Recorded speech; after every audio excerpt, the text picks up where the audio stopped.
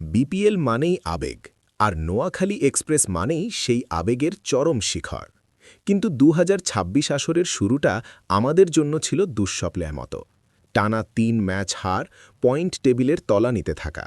সমর্থকদের মনে যখন হতাশা, ঠিক তখনই দিগন্তের ওপারে দেখা যাচ্ছে নতুন আশার আলো। ধ্বংসস্তূপ থেকে রাজপ্রাসাদ গড়ার কারিগররা এখন নোয়াখালীর ডেরায়। আজ আমরা কথা বলবো ২ আফগান মহাতারকা মোহাম্মদ নবী এবং সাদিকুল্লাহ আতালকে নিয়ে, যারা বদলে দিতে পারেন আমাদের ভাগ্য। মোহাম্মদ নবী, অভিজ্ঞতার পাহাড়। টি-20 ক্রিকেট যখন অনিশ্চয়তায় ঘেরা, তখন একজন মানুষের উপস্থিতি পুরো দলের চেহারাই বদলে দিতে পারে। তিনি মোহাম্মদ নবী। আফগান ক্রিকেটের এই মহিরুহু শুধু একজন খেলোয়াড় নন, তিনি হলেন একজন গেম রিডার। বিপিএলের কঠিন ও মন্থর উইকেটে নবীর অফ স্পিন কতটা কার্যকর হতে পারে তা আমরা অতীতে বহুবার দেখেছি। নবীর বড় শক্তি হল ডট বলের মরণ ফাঁদ। তার লাইন এবং লেন্থ এতটাই নিখুঁত যে তিনি ব্যাটারকে হাত খোলার জায়গা দেন না। এক ওভারে যখন পরপর ৩টি ডট বল হয়, তখন প্রতিপক্ষের সেরা ব্যাটারও ঝুঁকি নিতে বাধ্য হন এবং উইকেটটি বিলিয়ে দিয়ে আসেন। চাপের মুখে ব্যাটিংয়েও নবী এক শিলার মতো দাঁড়িয়ে থাকতে পারেন। তিনি জানেন কখন সিঙ্গেল নিয়ে স্ট্রাইক রোটেট করতে হয় আর কখন বোলারকে গ্যালারিতে পাঠাতে হয়।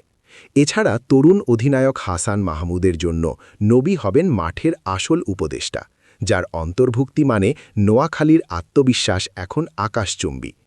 সাদিকুল্লাহ আতাল, বিধ্বংসী আগ্নেয়গিরি। যদি আপনি বোলার হন, তবে সাদিকুল্লাহ আতাল আপনার জন্য এক মূর্তমান আতঙ্ক। বর্তমান বিশ্বে যে কজন তরুণ ব্যাটার বোলারদের হৃদয়ে কাঁপন ধরাচ্ছেন, আতাল তাদের তালিকার শীর্ষে। আধুনিক টি-20 মানেই প্রথম ৬ ওভারের সুবিধা নেওয়া, যেখানে নোয়াখালী গত ৩ ম্যাচে পিছিয়ে ছিল। আতাল আসার ফলে এখন প্রথম ওভার থেকেই বোলারদের ওপর স্টিম রোলার চালানো সম্ভব হবে। তার হ্যান্ড-আই কোঅর্ডিনেশন এতটাই নিখুঁত যে সামান্য ভুল করলেই বল গ্যালারির বাইরে। আতাল প্রথাগত ক্রিকেটের চেয়ে ইম্প্যাক্ট ক্রিকেটে বিশ্বাসী। তিনি ২০ বলে ৫০ রান করার ক্ষমতা রাখেন, যা টি-20তে ম্যাচের ভাগ্য গড়ে দেয়। বোলারদের লাইন লেন্থ লণ্ডভণ্ড করে দেবে। বাংলাদেশের স্পিন বান্ধব উইকেট তার জন্য কোনো বাধা নয়, কারণ তিনি স্পিনারের মাথার উপর দিয়ে ছক্কা মারতে ওস্তাদ। রণকৌশল, পুনরুত্থানের নীল নকশা। টানা ৩ পরাজয় নোয়াখালী এক্সপ্রেসকে এক কঠিন সত্যের মুখোমুখি দাঁড় করিয়েছে। শুধু ভালো খেললে হবে না, জিততে হবে। আর সেই জয়ের জন্য তৈরি হয়েছে নতুন কৌশল। ১. আক্রমণাত্মক ওপেনিং। আতালকে লাইসেন্স দেওয়া হয়েছে হাত খুলে খেলার জন্য। লক্ষ্য থাকবে প্রথম ৬ ওভারে অন্তত ৬০ রান তোলা। ২. Middle over control. Mohammad Nabi এবং দেশীয় স্পিনাররা মিলে মাঝের ওভারগুলোতে রানের চাকা টেনে ধরবেন। ৩. Death over specialist. হাসান মাহমুদের ইয়র্কার আর নবীর বুদ্ধিমত্তা মিলে তৈরি করা হচ্ছে এক অভেদ্য দেয়াল। এই ২ বড় সাইনিং পুরো দলের বডি ল্যাঙ্গুয়েজ বদলে দিয়েছে। এখন মাঠে নামার অপেক্ষা শুধু। নোয়াখালীর গর্জন। নোয়াখালী এক্সপ্রেস শুধু একটি ক্রিকেট টিম নয়, এটি একটি আবেগের নাম। পরাজয়ে যে সমর্থকরা ব্যথিত হয়েছিল, নবী আতালের খবরে তারাই এখন আবার রাজপথে।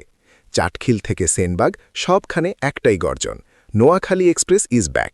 সিলেট টাইটান্সের বিপক্ষে ৫ জানুয়ারির ম্যাচটি শুধু একটি ম্যাচ নয়, এটি আমাদের সম্মানের লড়াই। নবী আতাল জুটি কি পারবে নোয়াখালীর মানুষের মুখে হাসি ফোটাতে?